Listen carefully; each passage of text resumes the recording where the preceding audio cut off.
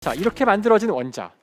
이 원자들은 아까 제가 표 하나에 다 정리를 했는데 사실 이 세상 모든 것들은 다 원자로 돼 있어요. 여러분 몸도 원자로 돼 있습니다. 땅바닥도 원자로 돼 있고요. 저희가 이미 검토했듯이 태양도 원자로 돼 있습니다. 아이들은 놀라곤 해요. 태양도 원자로 돼 있다는 사실을 알면은 깜짝 놀랍니다. 자, 그럼 원자는 도대체 어떤 녀석일까요?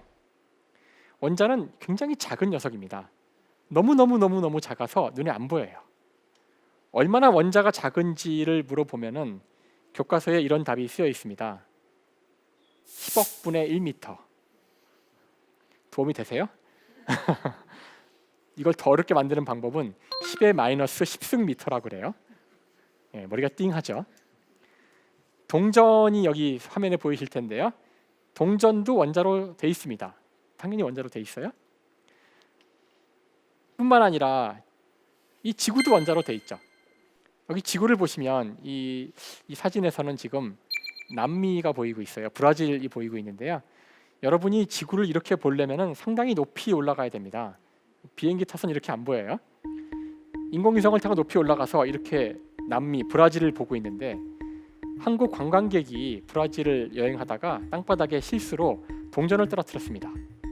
자, 여러분이 지금 이 인공위성에서 땅바닥에 떨어진 동전을 보려고 그래요. 맨눈으로. 저게 보일까요? 만약 그게 보이신다면 여러분 바로 나사에 취업하실 수 있어요. 눈이 망원경이라고 하시면 돼요. 그렇죠? 아마 좋아하지 않을 것 같은데 아마 병원에 가보라고 하겠죠? 자, 이 거리에서 브라질에 있는 동전이 보이시는 분은 맨눈으로, 저 동전에서 맨눈으로 원자가 보입니다. 느낌이 오시나요? 원자의 반지름과 동전의 반지름의 비가 한 1억 대 1쯤 돼요. 그 비는 동전의 반지름과 지구의 반지름과 비슷해요. 비가. 자, 왜 원자가 안 보이는지 아시겠죠? 그래서 우리 모두 원자로 되어 있지만 단지 너무 작아서 안 보이기 때문에 느끼지 못하는 것뿐입니다. 자, 세상 만물이 원자로 되어 있다는 것이 어떤 의미를 갖느냐? 좀 거칠게 이야기해서 세상 모든 것은 원자라는 레고 블럭의 조립체라는 뜻이에요.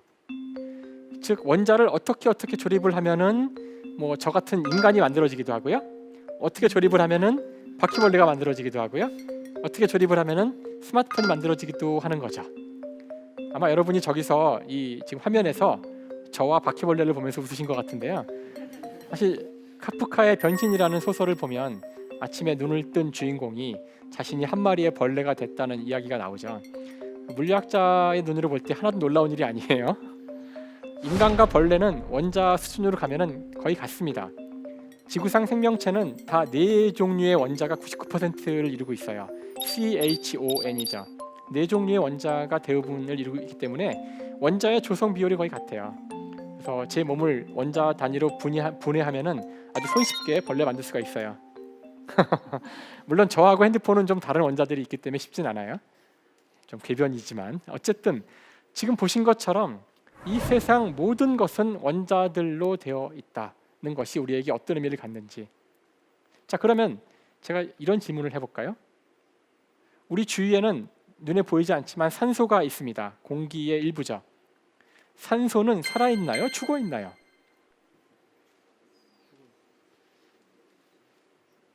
죽어있다고요? 살아있다고요? 어려운 질문인가요? 죽어있죠. 얘가 살아있다고요? 하지만 여러분이 숨을 들이마시면 산소가 몸으로 들어올 텐데 몸으로 들어온 산소가 몸 안을 다니다가 여러분 몸의 어딘가 단백질의 일부가 되거나 그러면 이제 이 산소는 살아있나요? 죽어있나요? 이젠 살아있게 되나요? 그냥 원자잖아요. 자, 세상 만물이 원자로 되어 있다는 것이 우리에게 주는 함의가 뭘까? 그에 대해서 고대 그리스 철학자들의 이야기들이 있습니다. 물론 이들은 과학자는 아니었어요. 데모크리토스라는 철학자가 왼쪽에 보이실 텐데요. 데모크리토스는 바로 이 원자론을 처음 이야기한 사람입니다. 이 사람은 순전히 사변으로만, 생각으로만 한 거기 때문에 이거는 과학은 아니에요. 저희들은 오늘날 원자에 대한 증거를 갖고 있습니다. 어쨌든 데모크리토스는 이렇게 우주를 설명했죠. 이 우주는 텅 빈 공간에 원자라는 것들이 떠 있는데 원자는 영원 불멸합니다. 쪼개어지지도 않고 부분이 없는 것이에요. 이것들이 끊임없이 움직일 뿐입니다. 움직이면서 서로 만나면 붙기도 하죠. 떨어지기도 하고요. 이것이 이 우주의 모습이에요. 자, 그런데 이것들이 어떻게 붙었을 때 우리 인간이 그 붙어있는 모습을 보고 이렇게 이야기하죠. 안녕하세요 선배님. 이게 뭐죠? 자, 이렇게 붙어있는 이 모습, 어떤 그 물체인데 이 물체가 어떻게 행동을 하면 기분 나빠, 화가 나네, 이렇게 이야기를 한다는 거예요. 하지만 이건 인간의 이야기일 뿐 이것들은 그냥 다 원자들의 운동에 불과하다는 겁니다.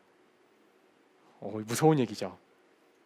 자, 이 이야기를 듣고서 에피쿠로스라는 철학자인데요, 이분이 이것이 인간에게 의미하는 게 뭘까 하고 의미를 찾아봅니다. 사실 데모크리토스의 철학이 맞다면 그냥 원자들은 끊임없이 아무 의도나 목적 없이, 의미 없이 움직이는 것일 뿐 여기에 의미를 부여하는 건 인간이라는 거예요. 그렇죠? 자, 그렇다면 에피쿠로스가 인간의 삶은 목표가 별거 없다는 거예요. 교과서에 나오는 거죠. 쾌락주의. 그냥 재밌게 살자. 아무 의미도 없는데 이 우주에는 왜 우리가 그 스스로 만들어낸 의미에 스스로 거기서 노예가 돼서 괴로워하냐는 거예요. 물론 이분은 바보가 아닙니다. 우리 모두가 쾌락을 추구하는 순간 이 사회가 붕괴할 겁니다. 그러니까 쾌락에도 종류가 있는 거죠. 통제 가능한 쾌락이어야 됩니다. 남한테 해를 주면 안 되고요. 근데 그렇다면 마음대로 즐기고 살라는 겁니다. 우리 인생을. 놀라운 일이지만 물론 이들은 과학자는 아니었고요. 원자를 본 적도 없죠. 하지만 실제 원자는 존재했고요. 오늘날 과학자들도 똑같은 생각을 해보는데 결론은 비슷하다는 거예요. 자, 그런데 의미 없는, 의도 없는, 목적 없는 세상이라는 것이 우리 인간에게 가능할까요? 과연 의미란 과연 무엇일까요? 원자론은 우리에게 이렇게 무시무시한 질문을 던집니다. 자, 이에 대해서 재미있는 제가 비유를 하나 들 텐데요. 유발 하라리라는 사람이 쓴 유명한 책이 있죠. 사피엔스라는 책이 있습니다. 이 책에서 인간이 가지고 있는 중요한 특성을 하나 이야기하죠. 물론 인간은 다른 동물과 다른 여러 가지 특성이 있어요. 그 가운데 존재하지도 않는 상상을 믿는 능력, 이렇게 어려운 말을 이 하라리는 되게 강조해서 이야기합니다. 이게 무슨 말일까요? 자, 여기 여러분이 원숭이가 한 마리 앉아 있다고 상상을 해보세요. 원숭이가 지금 바나나를 먹으려고 꺼내서 껍질을 까고 있는데 제가 가서 그 바나나를 뺐습니다. 제가 먹어요. 배고프거든요. 물론 그냥 오면 안 될 테니까 원숭이에게는 저의 돈 10,000원을 이렇게 주고 옵니다. 이렇게 주고 와요. 자, 그럼 원숭이가 저에게 감사의 인사를 할까요? 이걸 집어 던지고 저한테 와서 바나나 달라고 막 물어뜯을지도 몰라요. 바보죠. 이거를 가지고 상점에 가면 적어도 바나나를 한 20개는 살 수 있지 않을까요? 이거를 그냥 종이 쪼가리라고 생각을 한 거예요. 자, 근데 여러분 생각 잘 해보세요. 아니, 우리가 바보 멍청이에요. 이건 종이 쪼가리입니다. 이거 종이 쪼가리예요. 종이 쪼가리. 여기에 존재하지도 않는 이것이 20개의 바나나와 같은 가치가 있다는 그런 상상을 우리들 모두가 믿는 능력이 있기 때문에 이것은 가치를 갖는 거고, 이걸 믿기 때문에 우리 경제가 돌아가는 거고요. 우리 사회가 유지가 되는 거죠. 바로 유발 하라리가 이야기한 이 상상의 가치를 믿는 능력이라는 것이 사실은 우리 인간 사회를 지탱하는 가장 중요한 능력 가운데 하나였던 거예요. 이것을 다른 그 영장류들이 잘 못합니다. 침팬지 못합니다. 오랑우탄 못합니다. 우리 인간은 하죠. 우리 인간이 이것을 할 수 있었기 때문에 다른 영장류와 다른 이런 사회를 구축할 수 있었는데, 물론 침팬지도 뭐 한 100여 마리 가까운 어떤 집단을 이루어서 사회를 만들 수 있어요. 우리 인간도 선사시대에는 그렇게 100명, 200명의 단위의 그런 집단이, 부족국가가 있었습니다. 그런 집단의 특징은 대부분 다 혈연관계라는 거예요. 혈연관계 중심의 집단은 쉽게 이룰 수가 있어요, 본능적으로.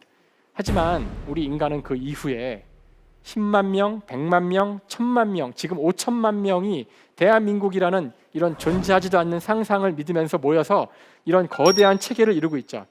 이렇게 하는 데에는 이 능력이 없으면 안 됩니다.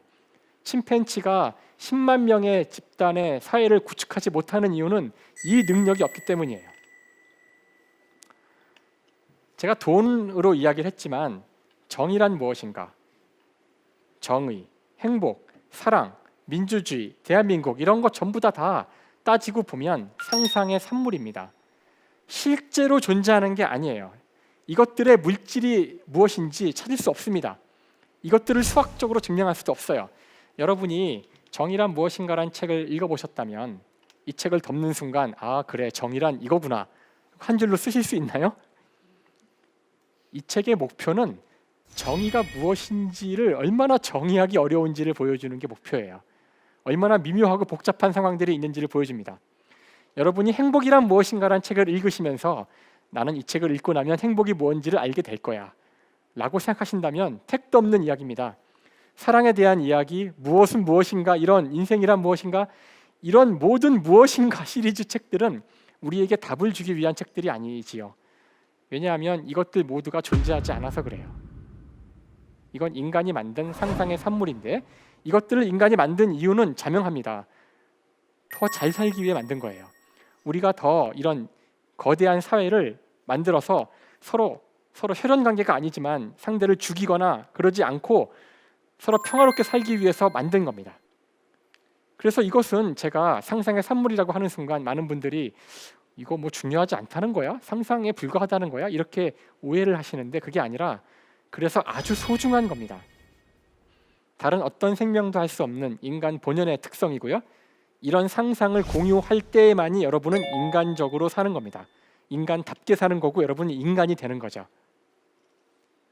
그래서 제가 의미란 무엇인가 이런 이야기를 했지만 현대 과학이 알아낸 이 우주에는 우리 인간이 알고 있는 그런 의미는 없는 것 같습니다. 지구는 태양 주위를 돌고 있죠. 태양 주위를 걸리는데 걸리는 시간은 그 자신의 자전주기의 365배에 해당합니다. 이건 다 우연인데 자, 여러분은 이 사실을 들었을 때 기분이 나쁘신가요? 아니 왜 지구가 돌지? 왜 하필이면 타원궤도야? 아 기분 나빠. 이건 정의롭지 않아. 이게 말이 되나요? 여러분 웃으셨지만 300년 전 사람들은 기분 나쁘다고 생각했고요. 태양이 아니라 지구가 돈다 그러면 그 사람을 불태워 죽였어요. 불경스럽다고요. 우주에는 어떤 가치가 없어요. 그냥 그렇게 수학에 따라 움직입니다. 여러분 수학 공식에 무슨 가치가 있나요? 수학 공식이 정의로운가요? 1초에 4.9m 낙하하는 것이 아름다운 일인가요? 그냥 4.9예요. 왜 5.1이 아니냐고요? 4.9입니다. 여기에 의미를 부여하는 건 인간이죠. 그 의미의 부여가 필요할 때도 있지만 의미의 부여가 과도할 때는 오히려 그것이 인간을 죽이게 됩니다.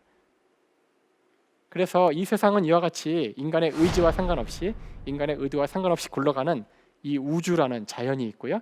이 자연을 탐구하는 것이 자연과학입니다. 여기선 인간이 오히려 더 중요하지 않고요. 인간의 생각이나 상식이나 경험이 오히려 방해가 됩니다. 그래서 우리는 수학을 사용하죠. 이 반대는 우주엔 없어요. 아무리 봐도 없어요. 하지만 우리 인간이 만든 거죠. 우리 인간을 위해 만든 겁니다. 인간의 상상의 가치 체계죠. 이 상상의 가치 체계, 인간을 위한 인간 중심의 이 체계를 연구하는 분야를 인문학이라고 합니다. 이 분야에서는 인간이 지고지순의 가치입니다. 왜 그런지 물을 필요가 없어요. 여기 나무와 인간이 있을 때 누구를 죽여야 하냐고 물어보면 한순간의 망설임도 없이 나무를 죽여야 됩니다.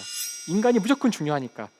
하지만 자연과학자한테 과학적으로 이 둘 중에 누구를 죽이는 것이 합리적인지 물어보면 답하기 쉽지 않아요. 외계인이 지구에 왔어요. 그 질문을 했습니다. 외계인이 보고서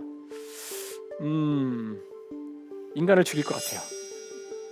식물의 나무가 더 중요해요. 나무는 산소를 만들어내죠.